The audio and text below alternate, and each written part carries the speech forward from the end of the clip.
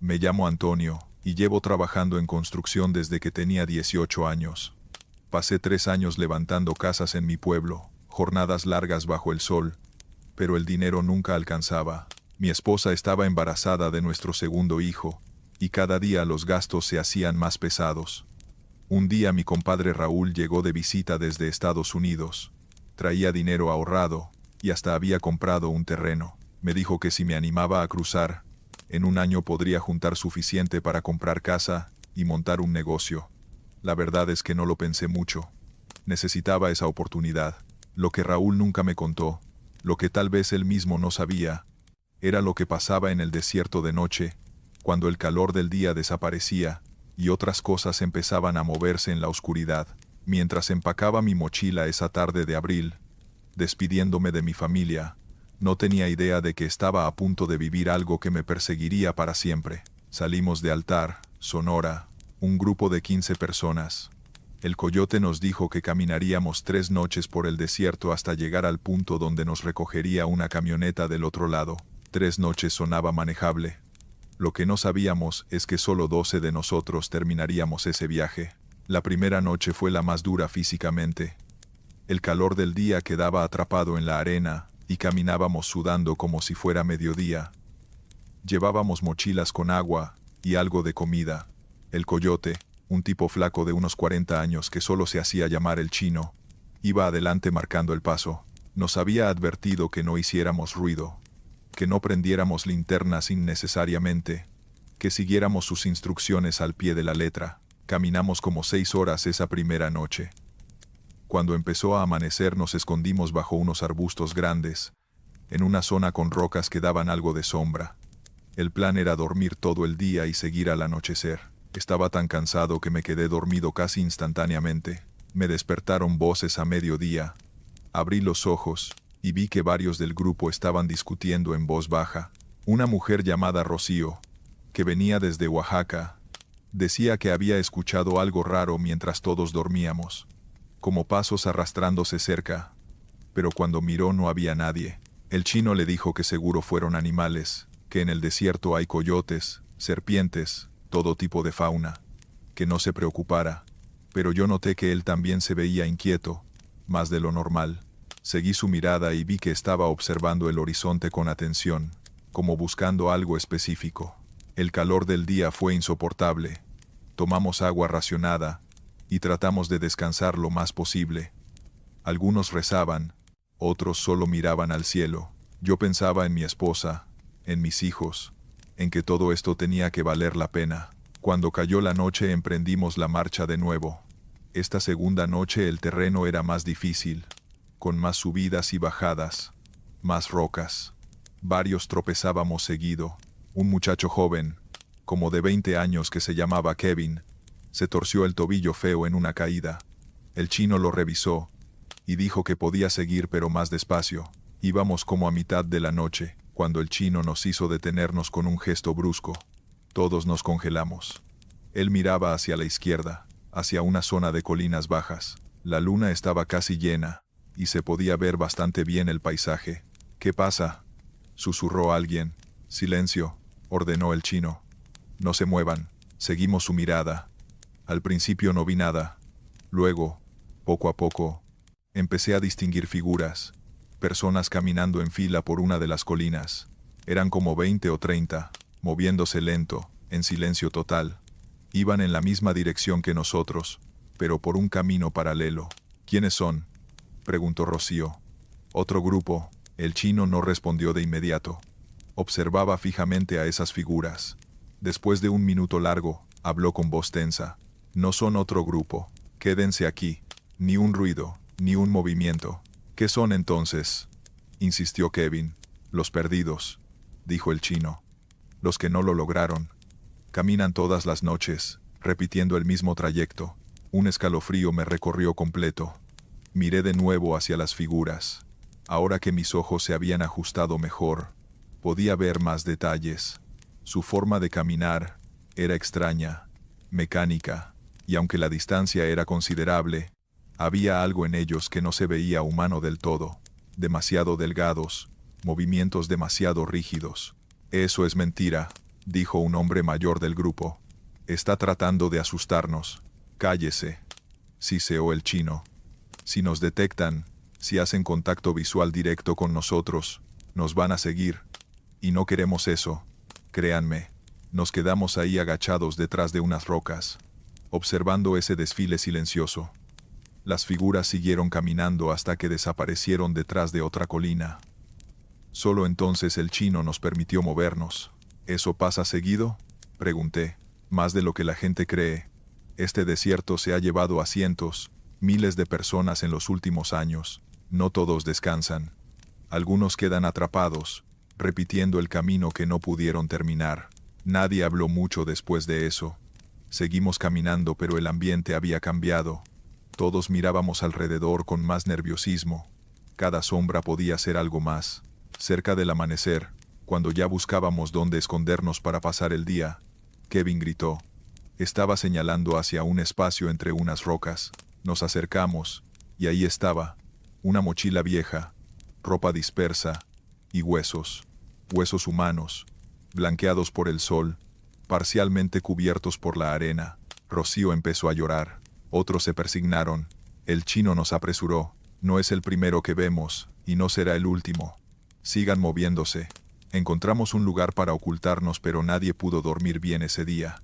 El calor era una cosa, pero el miedo era otra. Saber que estábamos caminando por un cementerio gigante, que cada metro de arena podía tener historias terribles enterradas. La tercera noche fue la peor. Estábamos todos exhaustos, deshidratados a pesar de racionar el agua, adoloridos. Pero era la última noche. Según el chino, solo unas horas más, y llegaríamos al punto de encuentro. Llevábamos como 2 horas de camino cuando Rocío se detuvo súbitamente. «Alguien me está llamando», dijo. «¿Qué?». El chino se acercó a ella. «Escuché mi nombre». Alguien dijo Rocío, claramente. Nadie dijo nada. «Siga caminando». Pero ella insistía. Decía que había escuchado una voz de mujer llamándola desde atrás, desde la oscuridad por donde ya habíamos pasado. El chino la tomó del brazo con fuerza. «No voltee. No responda. Es una trampa. Esas cosas imitan voces para que la gente se separe del grupo. Camine». Rocío estaba aterrada, pero obedeció. Seguimos avanzando. Pero entonces Kevin también se detuvo. Yo también escuché algo. Mi nombre. La voz de mi mamá. «No es tu mamá», dijo el chino. «Ignóralo. Todos, pongan atención solo al camino adelante. No escuchen nada que venga de atrás o de los lados».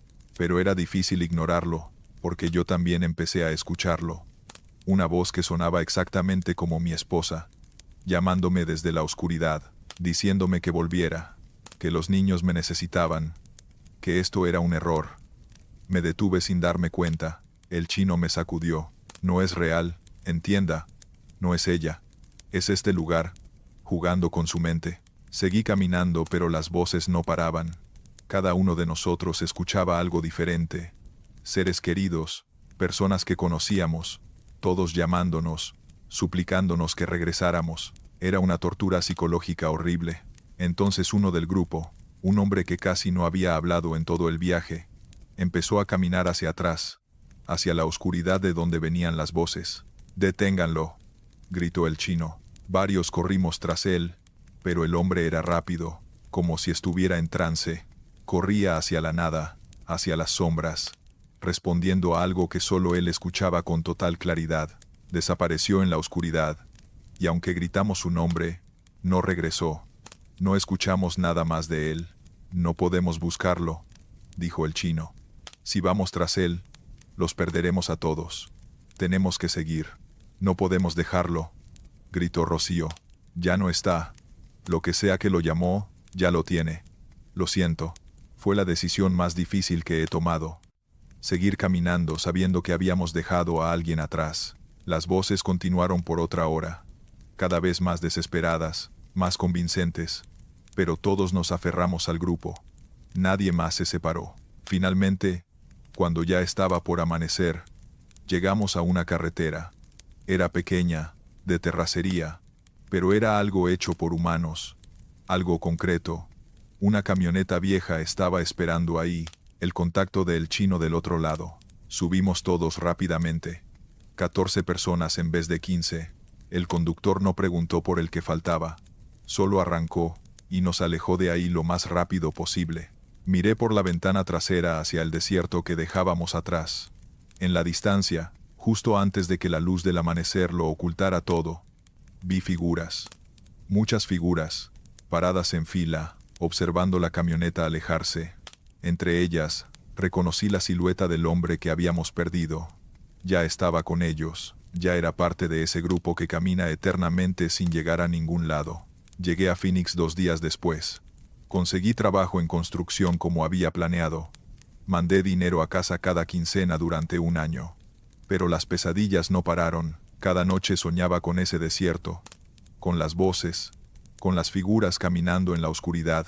Después de un año regresé a México. No legalmente. Me deportaron en una redada, pero honestamente fue un alivio.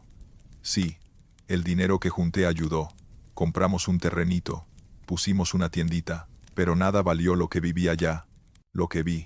Ahora cuando alguien me pregunta si pienso volver a cruzar, si pienso intentarlo de nuevo, solo niego con la cabeza. Les digo que no vale la pena, que hay otras formas, pero no les cuento la verdad completa, que hay cosas en ese desierto que no son de este mundo, que los que se pierden ahí no siempre descansan, y que sus voces siguen llamando a los vivos, tratando de arrastrarlos al mismo destino. El sueño americano tiene un costo. Para algunos es dinero, para otros es tiempo lejos de la familia, pero para los que cruzan por ese desierto, a veces el costo es mucho más alto, y algunos nunca terminan de pagarlo. Continuamos con la segunda historia. Llegué a Chicago en pleno invierno, el frío más brutal que había sentido en mi vida. Venía de Morelia, donde el clima es templado. Nunca había visto nevar en persona. Mi primo Raúl me consiguió un cuarto en un edificio viejo del lado sur de la ciudad, uno de esos lugares donde viven principalmente latinos e inmigrantes. El edificio tenía como 6 pisos, paredes descascaradas, calefacción que funcionaba a medias. Pero era barato, y estaba cerca del restaurante donde conseguí trabajo lavando platos. Los primeros meses fueron de adaptación pura, aprender las rutas del transporte, acostumbrarme al frío, sobrevivir con lo mínimo. Pero había algo en ese edificio que nunca me terminó de cuadrar. Ciertos pisos que siempre estaban más fríos que otros, puertas que nadie abría nunca, y un apartamento en el 4.º piso del que todos hablaban en susurros. El 4C, nadie quería vivir ahí. Nadie quería ni pasar frente a su puerta. Y cuando finalmente me dijeron por qué, ya era demasiado tarde. Ya había visto lo que había adentro. El edificio era administrado por un polaco viejo, llamado señor Kowalski. Hablaba español con acento pesado, y siempre olía a vodka. Cobraba la renta en efectivo cada primero del mes, sin recibos, sin contratos. Perfecto para gente como yo que no tenía papeles. Vivía en el 2.º piso, apartamento 2B. Era un estudio pequeño con ventana que daba a un callejón. Compartía el baño del pasillo con otros 3 apartamentos. No era lujo, pero era mío. Los vecinos eran una mezcla de mexicanos, guatemaltecos, algunos africanos, todos en situaciones similares, trabajando duro, enviando dinero a casa, tratando de pasar desapercibidos. Había un ambiente de comunidad. Nos ayudábamos cuando podíamos, pero nadie hablaba del 4.º piso. Bueno, no directamente. La primera vez que lo noté fue como a la semana de mudarme. Subí a las escaleras, porque el elevador nunca funcionaba, y al pasar por el 4.º piso sentí un frío diferente. No era solo temperatura, era algo más profundo, como si el aire mismo estuviera pesado. Había 4 apartamentos en ese piso. 4 Amperio, 4B, 4C y 4D. 3 tenían señales de vida, luz bajo las puertas, sonidos adentro. Pero el 4C estaba completamente oscuro y silencioso, y su puerta tenía algo raro. Estaba cubierta con símbolos dibujados con marcador negro, cruces, palabras en español que parecían oraciones. Le pregunté a Raúl sobre eso esa noche. Ah, el 4C, dijo incómodo. Ese apartamento tiene historia. ¿Qué tipo de historia? Hace como 3 años vivía ahí una familia. Papá, mamá, 2 niños. Gente buena, tranquila. Un día simplemente desaparecieron. Dejaron todo. Ropa, muebles, comida en el refrigerador. Como si hubieran salido un momento, y nunca regresaron. Y nadie supo qué les pasó. La policía vino, investigó un poco. Pero ya sabes cómo es. Eran indocumentados. La policía no puso mucho esfuerzo. Eventualmente cerraron el caso. Pero la gente del edificio dice que algo pasó ahí adentro. Que escuchaban cosas raras antes de que desaparecieran. Llantos. Golpes en las paredes. Voces que no eran de ninguno de ellos. ¿Y nadie ha vuelto a vivir ahí? Kowalski lo intentó rentar 2 veces. La primera persona duró 3 días. Salió corriendo en medio de la noche. Dejó todo. La segunda ni siquiera pasó una noche completa. Desde entonces está vacío. Kowalski ya ni lo menciona. Me estremecí, pero traté de no darle importancia. Cada edificio viejo tiene sus historias, sus leyendas urbanas. Pasaron un par de meses. Me acostumbré al edificio, a sus ruidos, a su ambiente. Pero cada vez que subía al 4º piso, ese mismo frío me invadía, y juraba escuchar cosas del otro lado de la puerta del 4C. Susurros, rasguños, como si alguien estuviera ahí adentro tratando de salir. Una noche de marzo regresaba tarde del trabajo. Eran como las 2 de la mañana. Había quedado limpiando después de un evento grande. Subí las escaleras exhausto, solo pensando en tirarme en la cama. Al pasar por el 4º piso me detuve. La puerta del 4C estaba entreabierta. Solo un poco, pero definitivamente abierta. Luz tenue salía de adentro. Mi instinto me dijo que siguiera, que no me metiera, pero la curiosidad fue más fuerte. Me acerqué despacio, el corazón acelerándose. ¿Hola? Llamé en voz baja. ¿Hay alguien ahí? No hubo respuesta. Empujé la puerta suavemente. Se abrió con un chirrido largo. El apartamento adentro era idéntico en distribución al mío, pero completamente diferente en atmósfera. Hacía un frío glacial a pesar de que afuera era una noche templada de primavera. Los muebles seguían ahí, cubiertos de polvo. Había platos viejos en el fregadero, juguetes de niños en el piso, pero lo más perturbador eran las paredes. Estaban cubiertas, absolutamente cubiertas, de dibujos, hechos con crayones, con marcadores, con lo que parecía ser carbón, dibujos de una familia, pero en todos los dibujos había una quinta figura, alta, delgada, sin rostro. Solo una silueta negra que aparecía en cada imagen, cada vez más cerca de la familia. No deberías estar aquí, dijo una voz detrás de mí. Me volteé de un salto. Era una mujer mayor del 4B, la señora Dominga. Me había cruzado con ella varias veces en el pasillo. La puerta estaba abierta. Me defendí. La puerta nunca está abierta, a menos que quiera estarlo. ¿Qué significa eso? Ella entró al apartamento, mirando alrededor con expresión triste. Este lugar tiene algo adentro. Algo que no se fue cuando la familia desapareció. Yo escucho cosas desde mi apartamento. Pasos cuando no hay nadie aquí. Voces de niños jugando. Una vez vi sombras moverse bajo la puerta. ¿Por qué no se muda? ¿A dónde? No tengo papeles. No tengo dinero para otro lugar. Y además, he aprendido a vivir con ello. Mientras no entre aquí, no me molesta mucho. Miré los dibujos de nuevo.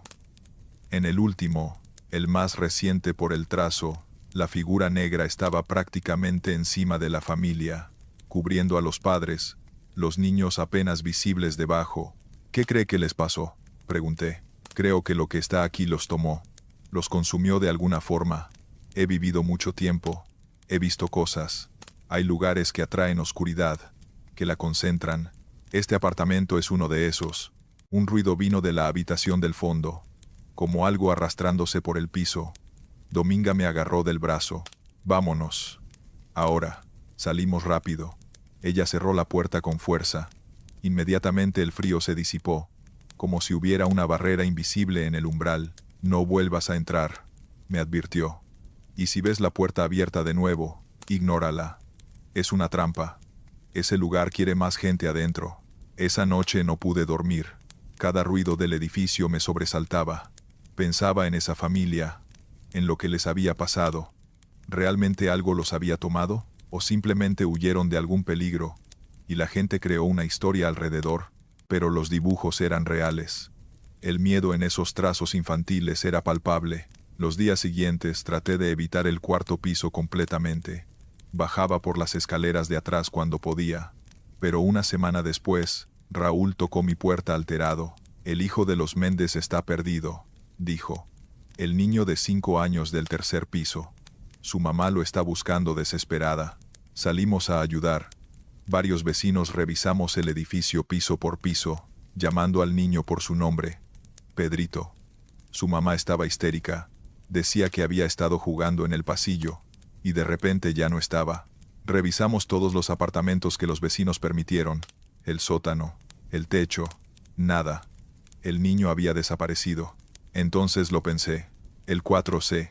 Subí corriendo al cuarto piso. La puerta estaba cerrada como siempre, pero cuando puse mi oído contra ella, escuché algo. Llantos. Un niño llorando. «Está adentro», grité. Kowalski llegó con las llaves maestras. Abrió la puerta y entramos en grupo. El apartamento estaba igual que la última vez que lo vi, excepto por una cosa. Había un dibujo nuevo en la pared, recién hecho. Mostraba a un niño pequeño siendo abrazado por la figura negra. «Pedrito», gritó su mamá. Los llantos venían del closet del dormitorio. Abrimos la puerta y ahí estaba, acurrucado en una esquina, temblando. Su mamá lo agarró y salió corriendo del apartamento. Pero antes de salir yo también vi algo.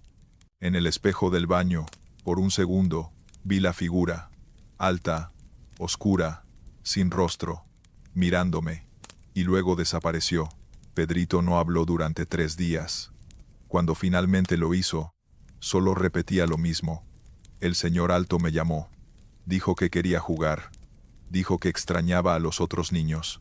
Su familia se mudó a la semana siguiente, y no fueron los únicos.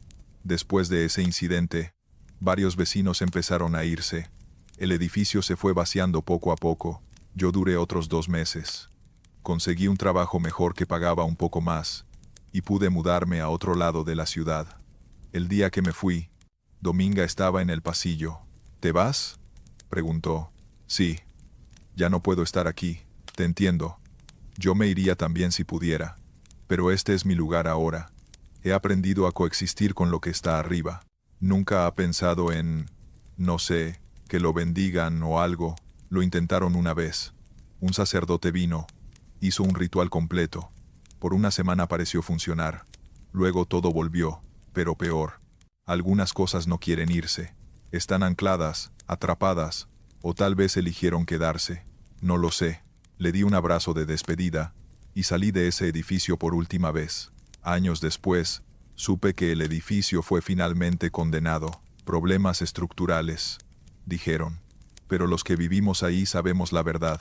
No se puede vivir en un lugar donde algo más reclama territorio. Donde las paredes guardan ecos de personas desaparecidas. Donde un apartamento vacío sigue esperando su próxima víctima. A veces pienso en esa familia del 4C.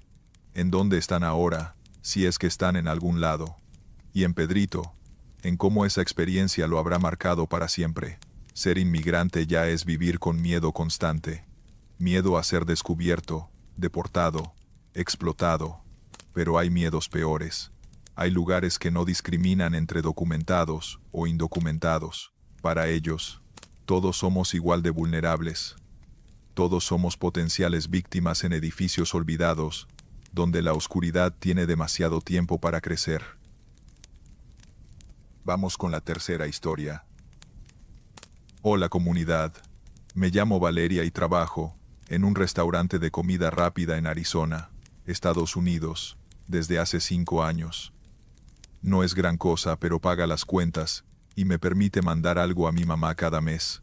Llegué aquí cuando tenía 22. Crucé con visa de turista y me quedé cuando expiró. Desde entonces vivo con el miedo constante de que en cualquier momento todo se puede acabar. Pero hay un miedo peor que ese. Un miedo que empezó hace 6 meses cuando llegó el nuevo cocinero al restaurante. Se llama Mario. Dice que es de Michoacán, pero hay algo en él que no cuadra. Algo que me hace sentir que no es completamente humano. Y lo peor es que nadie más parece notarlo. En ese momento, cuando lo vi por primera vez, no sabía que había cosas mucho más peligrosas que la migra persiguiéndome. Mario apareció un martes por la mañana. El gerente lo presentó como el reemplazo de Carlos, que se había regresado a México. Era un tipo de estatura promedio, como de 40 años, siempre con una gorra de béisbol puesta. Su cara era normal, olvidable incluso, pero sus ojos, tenían algo raro, demasiado oscuros, como si fueran completamente negros, sin distinguir la pupila del iris. Lo primero extraño que noté fue que nunca comía. Trabajábamos turnos de 8 horas, y todos nos tomábamos breaks para comer algo del restaurante. Mario nunca lo hacía. Cuando le ofrecían comida, decía que ya había comido antes, o que no tenía hambre. Después de 2 semanas de verlo rechazar todo, empecé a prestar más atención. Tampoco sudaba. En la cocina hacía un calor infernal. Todos terminábamos empapados, pero Mario siempre estaba seco.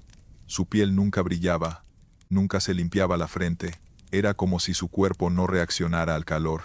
Le comenté mis observaciones a Lupita, otra mesera que llevaba años ahí. No seas paranoica, me dijo. Cada quien es diferente. A lo mejor tiene alguna condición médica. Tal vez tenía razón. Traté de ignorarlo, pero las cosas se pusieron más raras. Una noche cerramos tarde, casi a la medianoche. Yo estaba limpiando las mesas del frente, cuando escuché a Mario hablando solo en la cocina. Me asomé con cuidado, y lo vi parado frente al refrigerador, murmurando algo en un idioma que no reconocí. No era español, ni inglés, ni náhuatl. Era algo más antiguo, más gutural. Se dio cuenta de que lo estaba viendo, y se calló inmediatamente. Me sonrió, pero fue una sonrisa que no llegó a sus ojos. ¿Necesitas algo?, me preguntó. No, solo. ¿Estás bien? Perfectamente. Solo hablaba por teléfono, pero yo no había visto ningún teléfono. Y su boca se movía de una forma extraña cuando pronunciaba esas palabras desconocidas, como si su mandíbula se desencajara ligeramente. A la semana siguiente, uno de los repartidores, un chico llamado Toño, dejó de venir. El gerente dijo que había renunciado sin aviso, pero Toño vivía en el mismo complejo de departamentos que yo, y yo sabía que necesitaba el trabajo desesperadamente. No tenía sentido que se fuera así. Pregunté a otros si sabían algo. Nadie sabía nada, excepto que Mario había sido el último en verlo. Habían cerrado juntos 2 noches antes. Estaba muy estresado, dijo Mario cuando le pregunté directamente. Me contó que tenía problemas familiares. Dijo que se iba a regresar a México. Pero cuando pasé por el departamento de Toño, su compañero me dijo que todas sus cosas seguían ahí. Su ropa, sus documentos, todo. Como si hubiera salido un momento y nunca regresado. Empecé a tener pesadillas. Soñaba con Mario parado junto a mi cama, observándome dormir. En los sueños su boca se abría demasiado, imposiblemente grande, mostrando hileras de dientes que no eran humanos. Me despertaba sudando, con el corazón acelerado. Una madrugada me desperté, sintiendo que alguien me observaba. Abrí los ojos lentamente, y mi corazón casi se detiene. Había una sombra junto a la ventana de mi cuarto, una silueta humana, completamente inmóvil, mirando hacia mi cama. Prendí la luz de un manotazo. No había nadie. La ventana estaba cerrada con seguro desde adentro. Revisé todo el departamento. Estaba sola. Pero en el vidrio de la ventana, del lado de afuera, había una marca, como una mano presionada contra el cristal, pero los dedos eran demasiado largos, las articulaciones dobladas en ángulos imposibles. Al día siguiente, llegué al trabajo exhausta, asustada. Mario estaba en la cocina, preparando la comida del día. Cuando me vio entrar, sonrió de esa forma que no me gustaba. «¿Te ves cansada? ¿No dormiste bien?», no respondí. Pero él siguió hablando. «A veces es difícil dormir en un país que no es el tuyo, ¿verdad? Sin papeles, siempre con miedo de que toquen tu puerta. Debe ser agotador vivir así». Nunca le había contado sobre mi situación migratoria. Nadie en el trabajo sabía. Era mi secreto mejor guardado. «¿Cómo sabes eso?», pregunté con voz temblorosa. «Sé muchas cosas. Por ejemplo, sé que tu mamá está enferma, que por eso viniste aquí, para mandarle dinero para sus medicinas. Sé que extrañas Puebla, tu pueblo, las calles donde creciste. El miedo me paralizó. Retrocedí lentamente. ¿Quién eres? Su sonrisa se amplió. Soy alguien que entiende lo que es estar lejos de casa. Muy lejos. Más lejos de lo que puedes imaginar. Salí corriendo de la cocina. Lupita me vio y me detuvo. ¿Qué te pasa, Mario? Él. No es normal. Ya empezaste otra vez con eso. Mira, si no te cae bien está bien, pero no inventes cosas. ¿Cómo le explicaba? ¿Cómo le decía que ese hombre sabía cosas imposibles? Que había estado fuera de mi ventana, que no era humano. Esa noche pedí salir temprano. Inventé que me sentía mal. El gerente aceptó. Me fui casi corriendo a mi departamento. Cerré con doble llave. Puse una silla contra la puerta. Cerré todas las cortinas. Traté de calmarme. Tal vez estaba exagerando. Tal vez el estrés, el cansancio, el miedo constante de vivir sin papeles me estaba volviendo paranoica. Decidí darme una ducha caliente para relajarme. Estaba en la regadera cuando escuché la puerta del departamento abrirse. El sonido inconfundible de la chapa girando, la puerta empujándose, la silla arrastrándose. Cerré el agua, el corazón golpeándome en el pecho. Me envolví rápido en una toalla. ¿Quién está ahí?, grité. Pasos en la sala. Lentos, calculados. Caminando hacia el baño. Soy yo, dijo la voz de Mario. Vine a terminar nuestra conversación. Busqué algo para defenderme, pero no encontré nada. La puerta del baño se abrió lentamente, aunque yo no la había dejado sin seguro. Mario entró, pero ya no se veía normal. Su cuerpo parecía más largo, sus extremidades demasiado flacas. Su cara se estiraba y contraía como si la piel no le quedara bien. ¿Sabes lo que soy?, preguntó con voz que sonaba como múltiples voces hablando al mismo tiempo. No pude responder. Estaba paralizada de terror. Soy un nahual, uno viejo, muy viejo. Cruzamos la frontera igual que ustedes, solo que nosotros lo hemos hecho por siglos. Nos alimentamos del miedo, de la desesperación, de la soledad de los que están lejos de casa. Y ustedes, los indocumentados, son perfectos. Nadie los busca cuando desaparecen. Nadie pregunta. Retrocedí hasta quedar contra la pared. Por favor, Toño fue delicioso. Su miedo era tan puro, tan intenso. Pero tú eres especial. Te he estado observando, saboreando tu terror estas semanas. Ya estás casi lista. Cerré los ojos, esperando lo peor. Pero entonces escuché otra voz. Aléjate de ella. Abrí los ojos. En la puerta del baño estaba parada una anciana que nunca había visto. Llevaba ropa tradicional, rebozo y todo. En sus manos tenía un sahumerio encendido que emanaba un humo espeso con olor a copal. Mario se volteó hacia ella, siseando como animal. «Tú, ¿qué haces aquí, bruja?» «Protegiendo a los míos», respondió la anciana. Empezó a recitar algo en náhuatl, palabras rápidas y firmes. Mario gritó, un sonido horrible que no era humano. Su cuerpo empezó a convulsionar, a cambiar.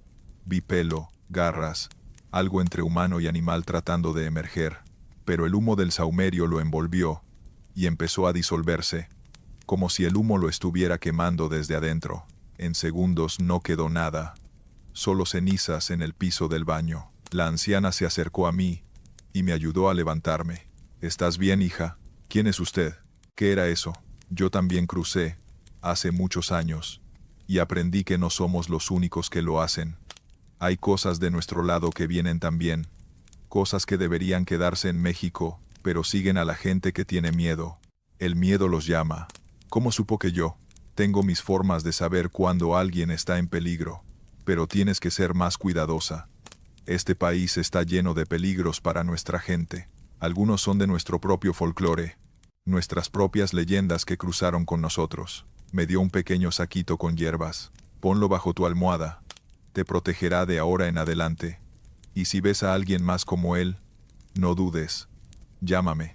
Me dejó un papel con un número de teléfono, y se fue tan silenciosamente como había llegado. Al día siguiente, Mario no llegó al trabajo. El gerente dijo que había llamado diciendo que tuvo que regresar a México por una emergencia familiar. Nadie volvió a saber de él, pero yo sé la verdad. Y ahora cuando veo a otros migrantes en la calle, en el trabajo, en cualquier lado, Los observo con cuidado, buscando señales de que sean realmente humanos, porque aprendí que cruzar la frontera no solo trae personas buscando una mejor vida, a veces trae cosas que no deberían estar aquí, cosas que se aprovechan de nuestra vulnerabilidad, de nuestro miedo, de nuestra soledad, y que para ellos somos presas perfectas, sin derechos, sin protección, sin nadie que pregunte por nosotros si desaparecemos. Todavía trabajo en ese restaurante, todavía mando dinero a mi mamá, todavía vivo con el miedo de ser deportada, pero ahora tengo otro miedo también, y ese saquito de hierbas nunca sale de mi bolsillo. Gracias por escuchar. Estos fueron los relatos. Suscríbete, deja un like y dime si te gustaron las historias de hoy. Nos vemos pronto.